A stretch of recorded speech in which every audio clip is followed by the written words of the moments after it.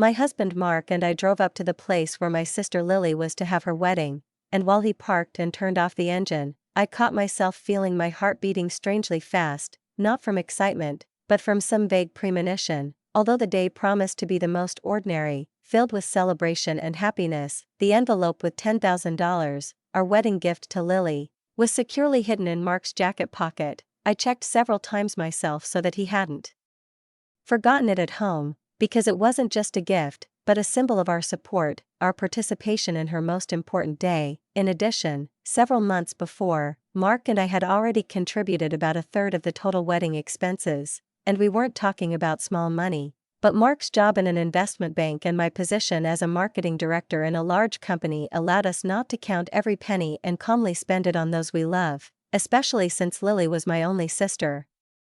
And I always believed that if I were to really help someone, it would be her.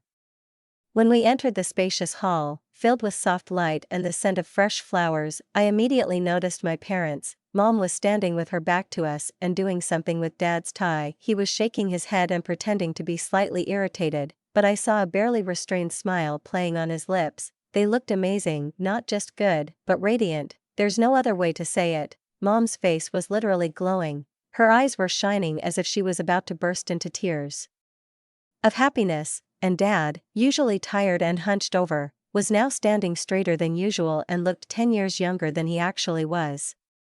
Something inside me turned over then, as if warm water suddenly became cold. I couldn't remember them looking like that at my wedding, which was only 5 years ago. No, they were nice, of course, polite, attentive, but not so filled with pride and genuine joy. I quickly pushed this thought away, deciding that now was not the time to stir up the past, because today was Lily's day, and it had to be perfect. And before we continue, write in the comments from which city you are watching this video. Enjoy! The ceremony, I must admit, was perfect. A quiet wind, the bride shining in a lace dress, and Jake, her groom, now her husband, who literally did not take his eyes off her, as if he was afraid that she would disappear if he blinked. I sat between my parents and Mark, holding his hand, trying to focus on the happiness of the day, on the music, on the rings, on the celebrant's voice. But inside there was still something stirring, strange, heavy, as if my parents' reaction had been somehow different, not the same as when Mark and I got married. After the ceremony, the reception began, cheerful, noisy, as it should be. We ate delicious hors d'oeuvres, drank wine, laughed, danced, until the moment came that I always dreaded a little at weddings, speech time. First came the best man, then the maid of honor with a touching story from college, and then my parents stood together, which in itself looked unusual, because they rarely did something like this together. My mother tapped her glass to get attention, and the room fell silent. We want to thank everyone who came to celebrate our beloved daughter's wedding today, she said, and there was something too pointed, too deliberate in the way she emphasized the word beloved, as if it was meant to be heard by me in particular. I shifted in my seat involuntarily, and Mark must have noticed, as he gently placed his hand on mine. My father continued, watching Lily grow into the beautiful woman she is today has been the greatest joy of our lives. She was always special. She always brought so much light into our home. I smiled, nodded, feeling the warm breeze in my chest suddenly turn into a heavy stone, and yet I tried to convince myself that perhaps I was being too sensitive. Of course they loved Lily, and they loved me, too, just in different ways, perhaps. Then Mom reached into her purse, and I noticed how she carefully pulled out some papers folded in half and began to unfold them, saying out loud, "Jake, Lily, your father and I want to give you something so that you can start your new life together with something truly special." She raised the papers above her head so that everyone could see them, and her voice suddenly became especially solemn. "We are giving you our family home as a wedding present." The hall literally exploded. There were gasps, joyful exclamations, then thunderous applause. Someone even cried out in admiration, and I froze. Next to me, Mark seemed to freeze, not moving. I looked first at my parents, then at Lily, expecting that at any moment someone would laugh and say that this was a joke, just a beautiful speech, nothing more. But it was not a joke. My parents beamed with pride, as if this was the most important and joyful moment for them in years. Lily didn't look surprised. On the contrary, she cried with happiness, clinging to Jake, who looked at his parents with his mouth open in amazement. My parents' house, the house with a mortgage that I had been paying off for the last 5 years, because my parents could no longer afford it after my father's hours were cut back, and my mother's arthritic hands did not allow her to work full-time. I tried to force a smile, even though my chest was tightening. Not once, did they mention giving this house to Lily. They didn't even ask me, and yet I was the one who had been paying for it all this time. "Tessa, are you okay?" Mark whispered, leaning towards me. "Okay," I answered through clenched teeth, still smiling, as Lily and Jake, beaming and dazzled, walked forward to embrace my parents amidst applause and cheers, and Mom and Dad reached out to them with a special warmth I realized I had never fully felt. I did my best to keep a smile on my face, to hide the way this moment had toppled something old and unhealed inside me, but after about an hour, when the joy of others began to feel like a heavy blanket thrown over me without asking, I realized I couldn't take it anymore. I couldn't stay in that room, full of lights and other people's conversations and loud laughter, knowing that everything I had ever given away had now been given to someone else, without a word, without an explanation, without the slightest effort on my part. I found Mark at the bar, where he seemed to have sensed my inner tension for some time, because when he saw me, he immediately straightened up, alarmed. "Can we go?" I asked quietly, trying not to meet his eyes, so as not to burst into tears right then. He looked at my face, and that was enough. Without words, he simply nodded and said, "I'll take our coats." We apologized to a couple of mutual friends we met along the way. "Mark," we said, "had an early meeting, and we were terribly sorry, because the wedding was so beautiful, everything was so touching. Congratulations again. We will definitely call." We left before anyone could object too strongly. Although I noticed how my mother glanced in our direction with a slight bewilderment, as if she did not understand what was happening, the very second we got into the car, I burst into tears. It felt like the tears I'd been holding back all evening were spilling out with such force, as if a dam had burst inside me. "I can't believe they did this," I breathed through my sobs, burying my face in my hands as Mark silently started the engine. "I've been paying off this mortgage for 5 years. 5 years. And they didn't even tell me they were planning on letting me have the house." "Not a word." "I know," Mark said grimly, his eyes fixed on the road as we slowly pulled out of the parking lot. "It's unbelievable. And Lily knew." "You saw her face. She wasn't surprised at all." "She knew," I repeated, wiping my eyes angrily, trying to control my voice, which was treacherous. "But it's not about the money. I don't care about the money, Mark. That's not what I'm talking about. They could have at least talked to me, just explained, just asked." On the way home, memories crashed over me in a wave, one after another, as if someone had opened a long-forgotten drawer in my heart. All those times when my parents clearly favored Lily, when I was still trying not to notice it, not to attach importance to it, writing it off as circumstances. I remember when I graduated from college, they gave me a card and put $50 in it. I was grateful, because then I myself was barely making ends meet. And 2 years later, when Lily finished hers, they bought her a car, not a new one, not an expensive one, but still a car. It wasn't even the one she wanted, and she still got it. "It was my car," Mark chuckled, agreeing. "They just transferred it to Lily." "And dinner on my 21st, I continued, feeling the resentment flare up inside, fanned by the words. "They didn't come, they said they were tired, that it was too late." And then I found out they were going to Lily's volleyball game. Not even a championship, nothing special, just a game. The more I talked, the more examples came to mind, how they came to all of Lily's performances, but found excuses not to be at my concerts or presentations, how they told everyone about her successes, but almost never mentioned mine, how they once forgot about my bonus at work, even though it was my first time leading an international campaign, and then explained it by saying that Lily had a hard week. By the time we got home, I was exhausted, from tears, emotions, conversations, as if squeezed dry. Mark and I went upstairs in silence, and while I was changing into pajamas, he suddenly asked, trying not to look directly at me, "Where will your parents live now that they gave the house to Lily and Jake?"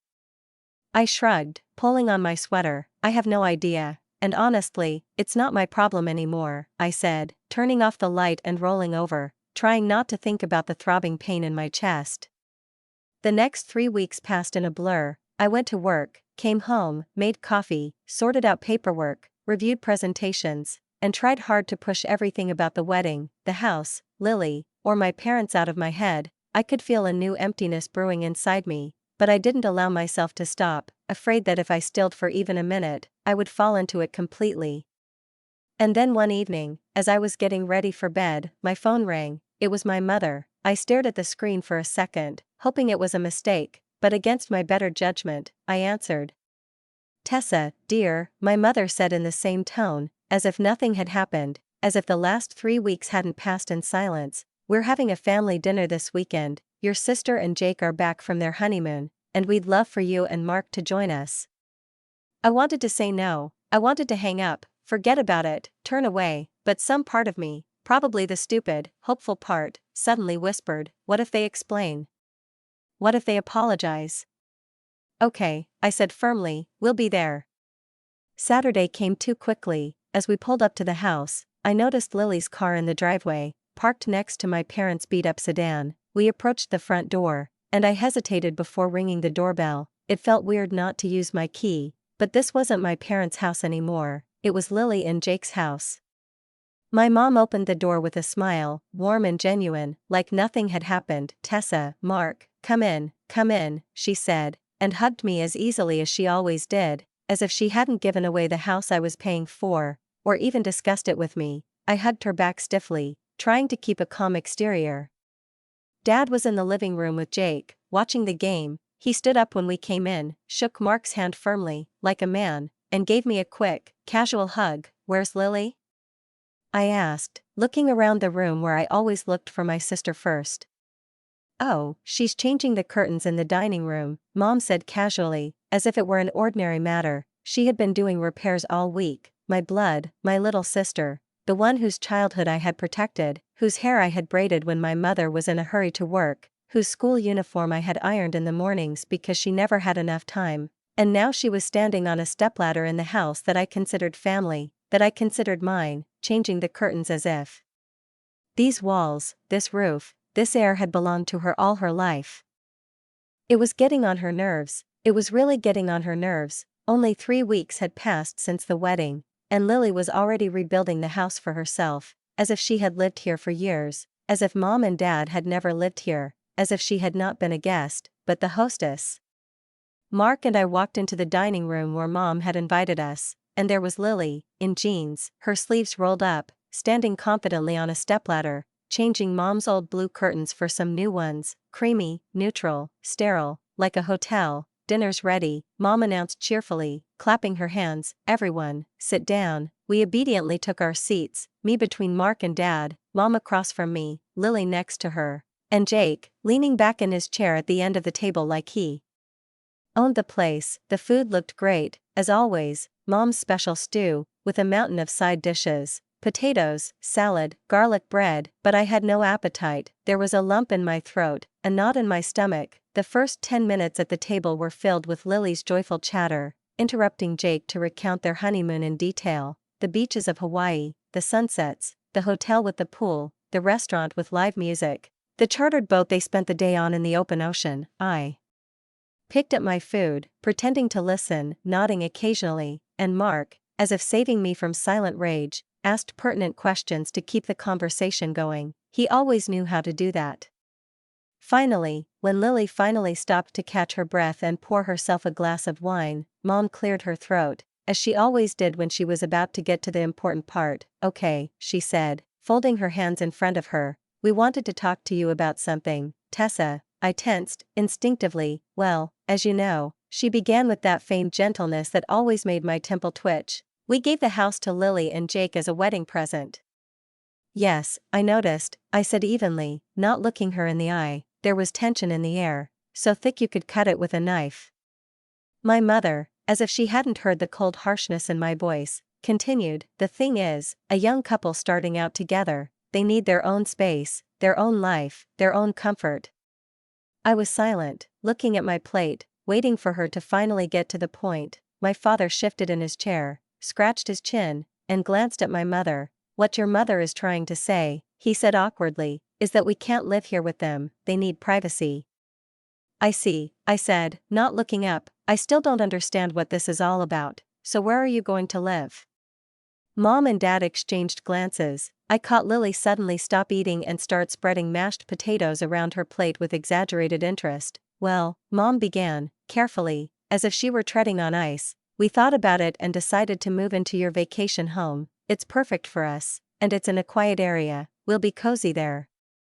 I slowly, almost ceremoniously put my fork and knife down on my plate. The vacation home, as they called it, a small cottage, I had bought with my own money. Before I met Mark, I saved up for years, denying myself everything. I worked overtime, took shifts on weekends. It was my special place, my outlet, my territory of silence. Sometimes I let my parents come there, on weekends, in the summer, in the spring, when they wanted to be alone, but I never, not once, said that it belonged to them.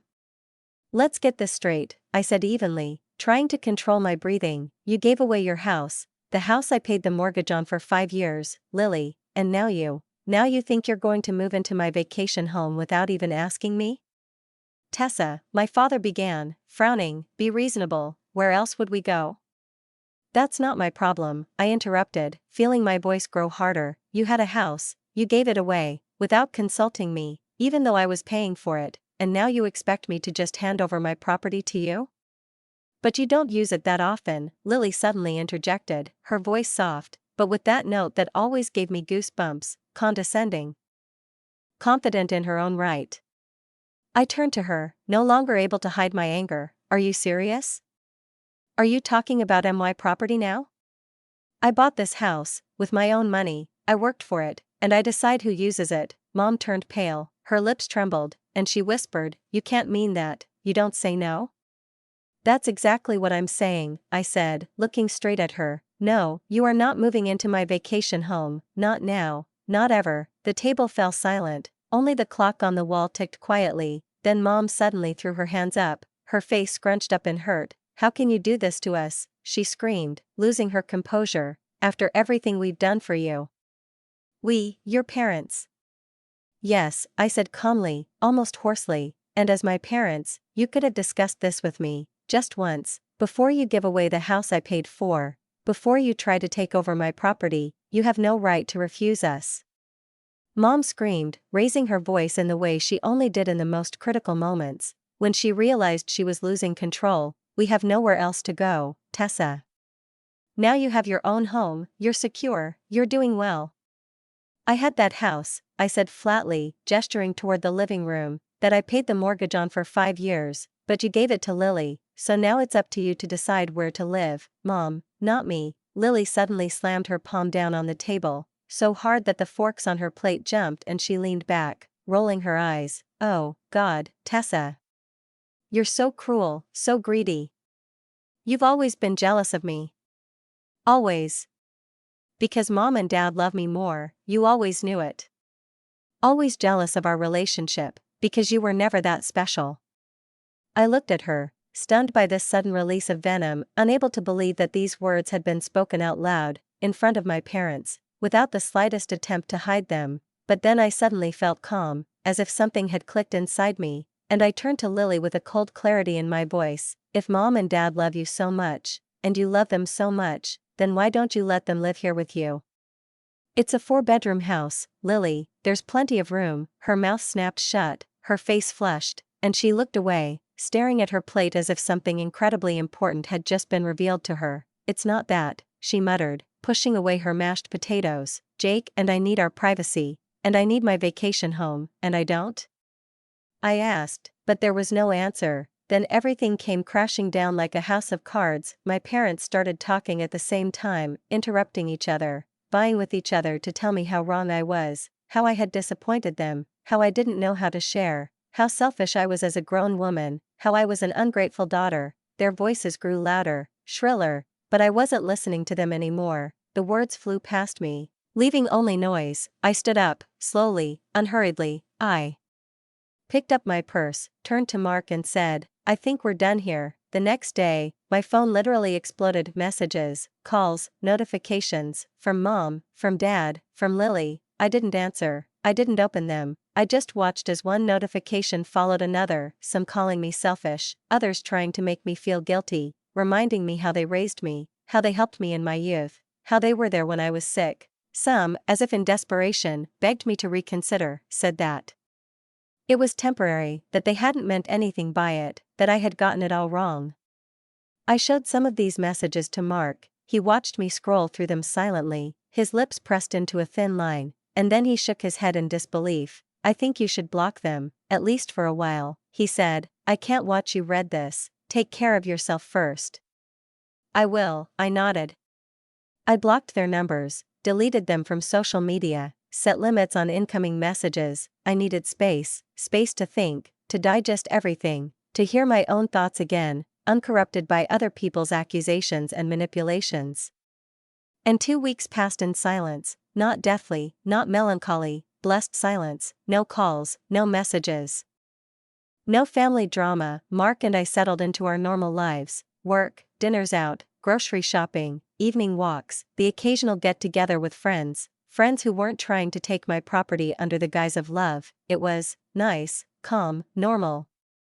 One such evening, I was sitting at the kitchen table, looking over a new marketing campaign, a cup of green tea and the soft glow of the lamp, when my phone vibrated, a routine notification. I glanced down and immediately felt my stomach clench. It was a notification from my vacation home security system. Motion detected. The front door opened. I immediately opened the app. Someone had used a key to open the door, but they hadn't turned off the alarm. My brain immediately switched on. It wasn't Mark. It wasn't me. I hadn't let anyone in there. I knew the security company would be contacting me any second now. And sure enough, my phone rang almost immediately. "Ms. Wilson," a familiar voice said, "this is Safeguard Security. We've detected a break-in at your property on Pine Ridge Road. Is that you? Is this authorized entry?" "No," I said firmly, "I'm not there. No one is authorized to be there. Please send the police." An hour passed. I couldn't sit still. I paced the kitchen in circles, checking my phone every minute, and then it rang again. The number was the local police department. I clutched the phone in my hand. "Ms. Wilson," a voice with a slight Spanish accent said, "this is Officer Reyes. We are currently on your property on Pine Ridge Road. There are 2 people here who claim to be your parents. They have keys to the premises, but they have admitted that they do not have permission to be here," the officer said over the phone, his voice delicately polite, but there was a wariness in his voice, as if he himself did not fully understand what he was dealing with. I closed my eyes, internally slipping into that abyss where everything you do not want to hear suddenly becomes real, because yes, these were my parents, and yes, they did not have the slightest permission to be in my house. "Yes," I finally said, slowly, as if each word was an effort, "they are my parents, but they absolutely do not have permission to be in my house. Absolutely not." "I understand," the officer replied. "How do you want us to proceed?" "We can remove them from the premises, but since they used a key and did not break into the premises, the situation is not entirely clear-cut from a legal standpoint." "I'll drive there," I said. "My husband and I will. We're about an hour away." The drive was unbearably tense. Waves of anger, confusion, hurt, disbelief swirled inside me. How could they? How could they, after everything I'd said, after I'd said clearly, firmly, and directly, no, still decide to break into my house? Who does that? Who crosses the line so brazenly, so openly, and under the guise of family? When we pulled up to my country house, a police car with flashing lights greeted us. 2 officers stood in the driveway, and my parents sat on the porch like children in a corner, but suitcases and cardboard boxes were neatly stacked next to them, as if they were here for the long haul. My father stood up immediately when he saw us. "Tessa," he cried with relief, "thank God you're here. Tell those officers it was a misunderstanding. Just a stupid misunderstanding." I got out of the car without even glancing in his direction. I walked up to the officers, giving them my full attention. "Thank you for answering so quickly," I said calmly. "These are indeed my parents, but they don't have permission to be here. No one does. This house is my property." One of the officers nodded and asked, softly but clearly, "Ma'am, are you seeking a trespassing charge?" "Tessa." Mom gasped, jumping up, "You wouldn't do that, would you?" I turned, looking at her point blank, my voice icy clear. "You broke into my house after I told you straight out no. What do you think would happen?" "We didn't break in." Dad protested. "We used the key you gave us. This is all your fault." "My fault?" I repeated, raising my eyebrows. Yes. Mom screamed, no longer holding back her anger. If you'd just let us stay here. Like we hadn't planned anything. We wouldn't be standing here in front of everyone, subjected to this humiliation. I stood there, stunned, feeling the blood drain from my face. My fault? I said slowly, you gave away the house I'd been paying the mortgage on for 5 years without consulting me, then you tried to take over my vacation home without my permission, and this is my fault. Mom continued, as if she hadn't heard, you're so arrogant, so ungrateful, we raised you better, we gave you everything. Mom, stop it, I said quietly but firmly, you're embarrassing yourself right now. You and Dad just tried to move into my house after I said no outright, and now you're yelling at me in front of the police, and accusing me of being irresponsible? That seemed to get through. Mom snapped her mouth shut, though her eyes were still full of anger. I turned to the officers. I'd like to speak with you alone. We took a few steps away from the porch, away from my parents and Mark. I don't want to press charges against them, I said, keeping my voice from shaking. They're still my parents, even if they're acting so ridiculous right now, but I can't let them stay, not for one night. The officer nodded. We understand that family situations can be very difficult. We can take them to the station for a few hours, give them a stern warning about trespassing, and then let them go. Sometimes a few hours in a holding cell can be sobering, can be a good reality check. I sighed, it was cruel, but maybe this was the call they needed. Yes, please, do it. I walked back to the porch, where my parents were still sitting, like hurt children who had been left out of the party. The officers are going to take you to the police station, I said. Flatly, almost without emotion, for a few hours. I'm not pressing charges, but I want you to understand how serious this is. You can't just walk into someone else's house without permission, even if you're family. While we waited for the locksmith to change the locks, the police car with my parents drove off down the winding road into the darkness. I stood there silently, feeling not pain, not anger, but a strange, exhausting emptiness. Later, I arranged for my parents' things, the very suitcases and boxes neatly stacked by the door, to be delivered to the nearest storage facility. I paid the first month's rent and sent all the information to Lily, because my parents' numbers were still blocked. The locksmith arrived that evening, and as the shadows deepened over the house, where the weight of everything that had happened still seemed to hang in the air, he methodically and silently changed the locks, one by one, while I stood on the porch, wrapped in a cardigan, clutching a cup of now cold coffee, and looking into the darkening woods, as if searching for some explanation in them that I could not find in my own parents. By the time we left, the house was safe again, and for the first time in weeks, I felt as if there were locks not just on the doors but on those invisible boundaries inside me that I had allowed others to cross for so long. As I walked home, I felt both empty and strangely liberated, as if the enormous backpack I had carried on my back for my entire adult existence had suddenly been lifted, and I could stand up straight, take a deep breath, look straight ahead without apologizing or looking back. I knew something had changed irreversibly, not just in my family but in me as well. I had finally stood up to my parents' manipulations, I had finally said no, and most importantly, I had stayed true to myself. What do you think they'll do now? Mark asked as we approached our house, and his voice sounded less curious than cautious, as if he, too, wasn't entirely sure that it was all over. They'll probably go cry to Lily's, I sighed, leaning my forehead against the cool glass. She has a home now, let her take on the responsibility that comes with it. I'm not going to be her lifeline anymore. I had no illusions. I wasn't naive enough to believe that this was the end of it. I knew my mother. She would find a way to twist everything, to make me look like the villain, to make herself the victim. Like she always did. And I was right. A week later, I happened to open the internet just to check my coworkers' messages and saw my mother's long, carefully written post on the main feed, which had already garnered dozens of sympathetic comments from family friends, distant relatives, acquaintances I hadn't spoken to in years. It began with a theatrical phrase, "Today I learned what it was like to be abandoned by my own child," and from there, everything went like clockwork. My husband and I, in our golden years, were thrown out like unwanted pets. Our eldest daughter, Tessa, called the police to evict us from her country house as if we were criminals. Now we are homeless, without support.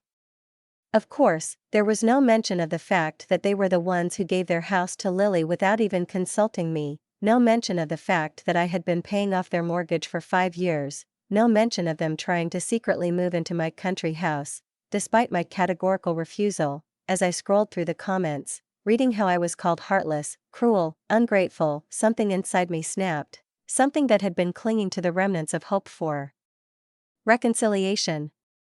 And then I started typing my own post, not to justify myself, but because if our family was going to be a topic of discussion, it was time to tell the whole story.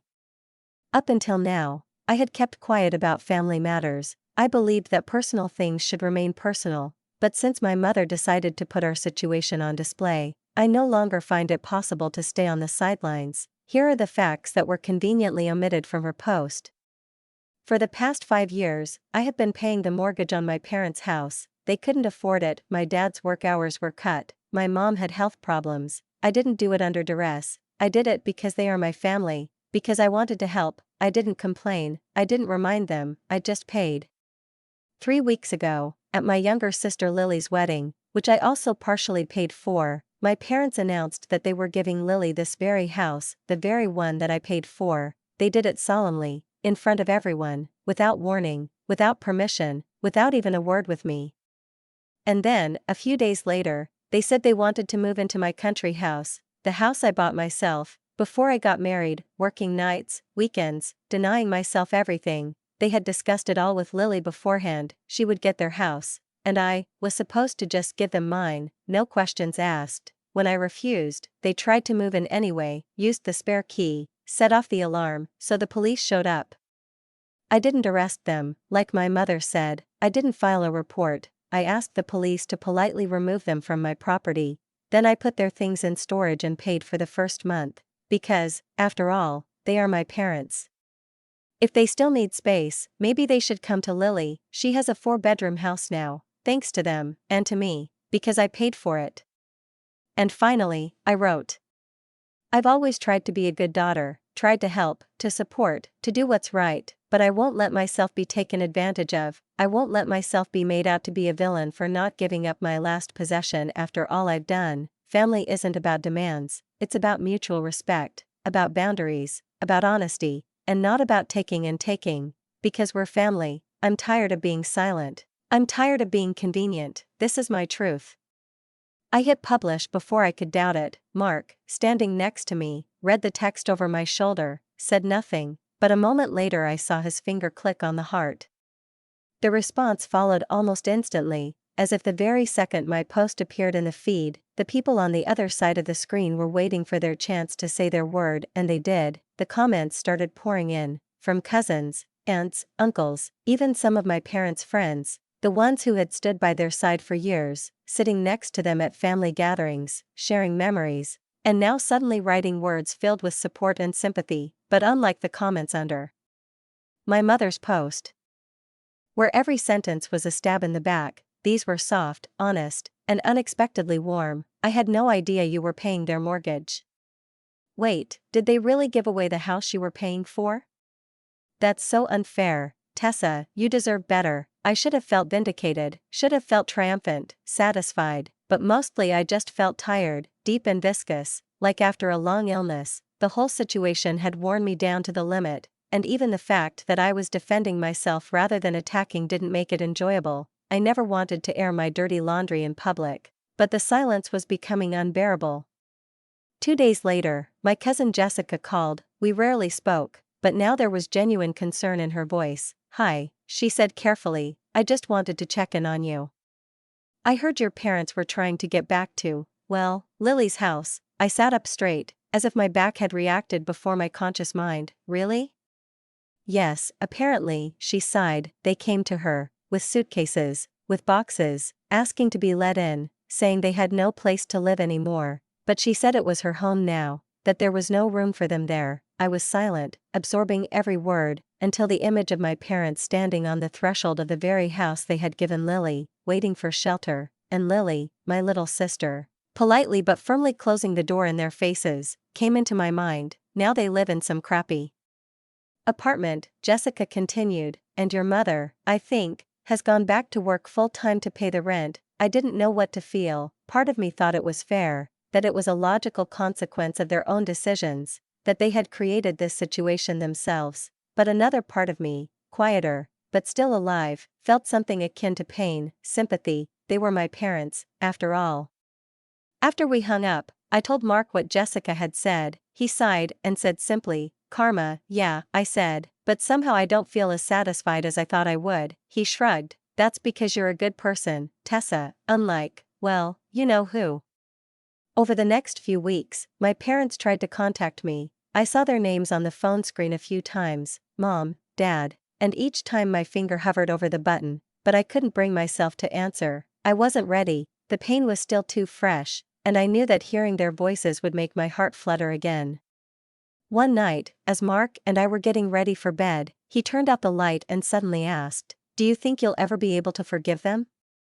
I lay in the dark, staring at the ceiling, thinking about it. Maybe, someday, not for them, for myself, because carrying around so much anger is ultimately harmful. And Lily, I sighed, it's harder with her. She knew, she was part of it, and then, when they came to her for help, she turned her back on them, just closed the door. Although, maybe I can't judge her. "At least you know where you stand now," Mark said, hugging me. "No more illusions about who's important to them and who's not." He was right. As painful as this whole experience was, it tore away the veil of illusion, smashed into pieces the image of family I'd clung to since my youth. I spent years trying to earn their acceptance, their praise, their pride, trying to be as special as Lily, but now I knew, it never had been and never would be, and, strangely, this knowledge was liberating. The next morning, I saw another missed call from my mother. This time, I turned on voicemail. Her voice was different, quieter, softer, less demanding. "Tessa," she said, "we made a big mistake. I know you're angry, and you have every right to be, but please, call us back, we need to talk." I looked at the phone, felt my heart clench, and deleted the message, not because I didn't care, but because I wasn't ready yet. Maybe one day I'd be ready to hear their apology, if there really was one. Maybe one day I'd allow myself to let them back into my life, but only on new terms, with clear boundaries. But not today. Today, I was still learning to put myself first, to do what I should have done all those years ago. As for my vacation home, I decided to rent it out.